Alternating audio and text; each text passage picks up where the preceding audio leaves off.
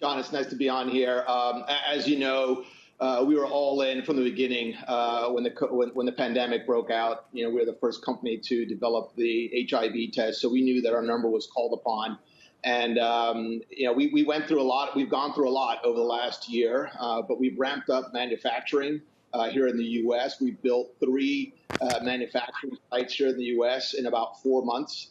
By the time we were in end of year, we were making about 70 million tests a month, getting close to 100 million tests a month. And like you mentioned, by the time it was April, we saw demand slow down a little bit. Vaccinations ramped up. There was some guidance at state and federal level about testing. So we had to pull back a little bit our manufacture, but now we're rescaling back up as Delta has kind of moved in here to the U.S. So we're ramping up. We'll be close to 50 to 60 million tests by the end of this month. And be able to kind of support, the demand that we're seeing. Now, on to health tech.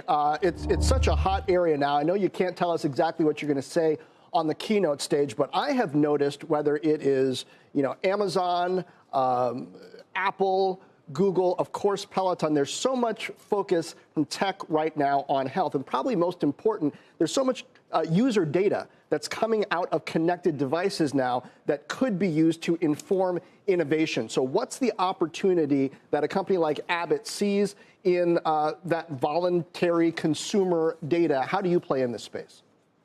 Well, I think the key aspect here, as we think about this convergence between health tech and consumer tech coming together, it's really about, at least the way we see it, strengthening the bond between the patient, the consumer, the delivery network, whether that's a hospital, lab, a physician's office, and then the manufacturer. And to your point, a lot of that connection and that strengthening of that comes with data.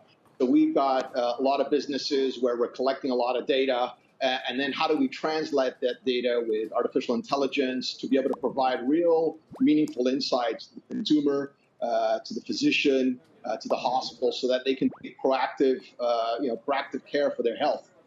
So I think that's really the core of it. And I think one key aspect of this is really, it's cool to have digital and tech with health, but it's very important that you can actually show an outcome, show a benefit. So coolness factor is one thing, but right. Does that connectivity, does that data translate to better outcomes, you living a healthier life? And I think that's a key role that we play here. When you see Microsoft moving to buy Nuance, spending quite a bit on that. They talk about it in terms of the vertical, the health vertical being important, but also the AI being important. Does that challenge you in any way to do M&A, invest in software and AI yourself? Do you become that kind of a player?